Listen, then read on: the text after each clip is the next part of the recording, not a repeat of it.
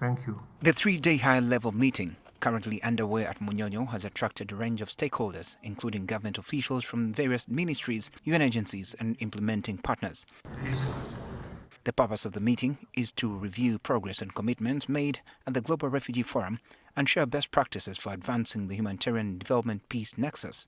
This is where we shall hear from different ministries, departments and agencies. The Eritrean group in areas of value addition, such as making cosmetics and beverages. Over 40 refugees have been trained.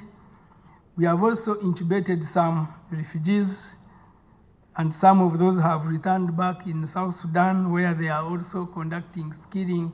We are happy to see a number of international NGOs already decentralizing funding to national and local actors as shared partnership. This implies that there is no more waiting to operationalize the localization pledge. Restoration of more than 5,000 hectares of degraded forest land and the distribution of solar cooking and lighting systems to over 42,000 households, reducing fuel wood dependence by 28%. The State Minister for Gender and Culture, Peace Mutuzo, noted that significant strides had been made in increasing resilience and self-reliance for both refugees and host communities, with several job opportunities created. Uganda remains steadfast in its pledge to create at least 300,000 economic opportunities for refugees and host communities by the year 2027. We have successfully created 71,224 variable economic opportunities for both refugees and host communities. Uganda's open-door refugee policy has allowed the country to host over 1.9 million refugees. However, funding for support has been dwindling, putting pressure on resources. Within this 1.95 million persons, there are what we estimate to be 300,000 chronically vulnerable refugees. UNHCR, for example, this year, we received funding for around 34% of our needs only. The Uganda Country Refugee Response Plan, however, received around 21% of its funding required.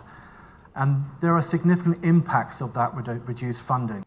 Refugees have co-designed interventions, informed programming, and advocated for their communities. Their voices have been heard. Their voices have made our work more relevant, inclusive, and impactful. As we look ahead, we must continue to translate the Leave No One Behind principle into action. The Minister for Disaster Preparedness and Refugees, Hilary Onek, has emphasized the need for innovative financing models to meet the needs of the growing refugee population. The money which the UNHCR is using are donations from countries. Some of those countries now are no longer giving blanket donation. They are earmarking their donation for specific countries where refugees are, for specific people. And therefore that has made us now suffer because there's not enough money coming to manage the refugees in Uganda. So we have to now develop innovative approach to this. What we have seen also through this global stock-taking process that we will be discussing in Geneva in December, it's really about more comprehensive and innovative initiatives that are really translating commitments into impact. Because at the end of the day, that will be the judging element of our collective action. We can commit, but we need to walk the talk. The minister further called for harmonization of operations and improved coordination between the government and NGOs in the humanitarian space. We achieve much better if we work together than others running faster than others, proving that they are better off. But then the bulk remains behind. Now, what does it help?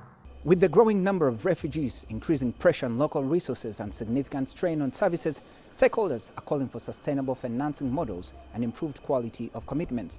They argue that sustainable solutions for refugees build resilience for host communities as well. I'm Benjamin Jumbe, NTV here in Munyonyo.